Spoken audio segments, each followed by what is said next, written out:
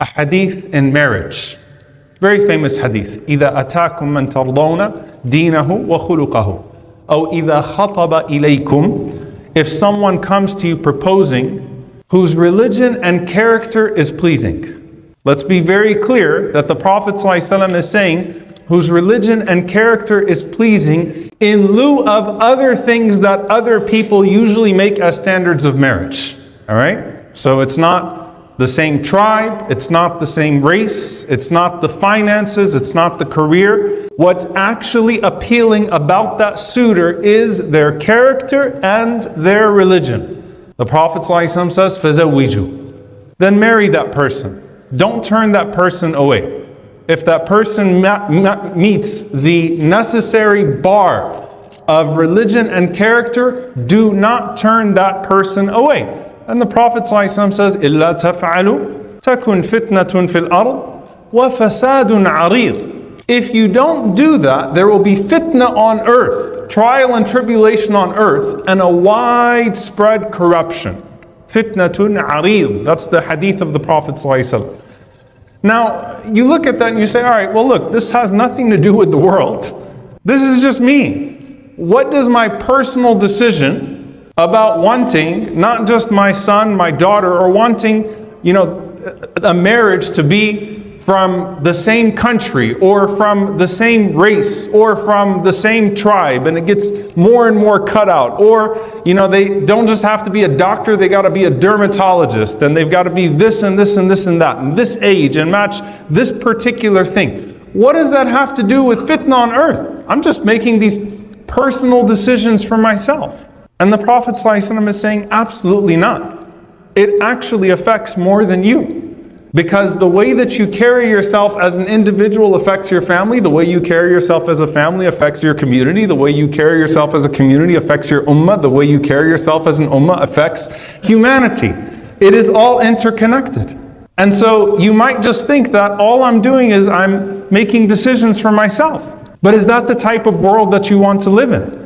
When marriage is the most fundamental construct of society, the pillar of a society, the pillar of a community, when you mess the standards up for that, you pave the way for an entire society built on that which is superficial. Because to you, clearly, it's about race, it's about nationality, it's about wealth, it's about this, it's about that, it's about all of these standards that are antithetical to Islam, that the Prophet ﷺ came to eradicate. And you're like, no, it's not that deep. It actually is that deep. It actually cuts that deep. And the Prophet ﷺ says, تَكُنْ فِتْنَةٌ فِي الْأَرْضِ وَفَسَادٌ عَرِيضٌ. What does it mean? A lot of times we read the translations of these ahadith and they sound extremely similar. What's fitna and what's fasad? Allah Azza wa Jal, when He mentions fitnatun fil ard wa fasadun kabir in the Quran, many of the ulama, they look at this and they say that fitna is quwwatul kufr. It is the strength of disbelief. Fasad is da'ful Islam, is the weakening of Islam. And you think about what that looks like as a microcosm of a discussion of kufr and Islam. You strengthen and pave the way for ma'asiyah, for the disobedience of Allah subhanahu wa ta'ala. You strengthen it. You make something like marriage very difficult for the young people in the community. They're trying to do everything right and you make it very difficult by putting all sorts of standards that don't have a basis in the deen. And what does that do? That strengthens all of the pathways of zina, all of the pathways of adultery and fornication and all of the corruption that comes under that. And as a result of that, you put people to fitna. They start questioning their religion, they start questioning their moral ethics, they start questioning what they were taught in the masjid, they start questioning what they're reading in the Quran. And then what that does is it weakens iman. Quwwatul ma'asiyah, da'ful iman. It strengthens disobedience, it weakens obedience. But it has a widespread connotation, right? And you think to yourself, well, what does this have to do with the ummah? So we complain about parts of the ummah, neglecting other parts of the ummah. Say, what is it with these people that don't see the people of Gaza as their own, that allow them to starve this way? Where are the pathetic leaders and where are the nations and populations around? But when it comes to your own life, you clearly don't see that brother at the door as part of your ummah. And so you've made distinctions in your life. Why are you mad at the world for making distinctions as well and judging people based on standards that are not found within the religion? And you think, but Sheikh, that's too deep. It's actually that deep. Everything you do as an individual affects in many ways how your family is going to function.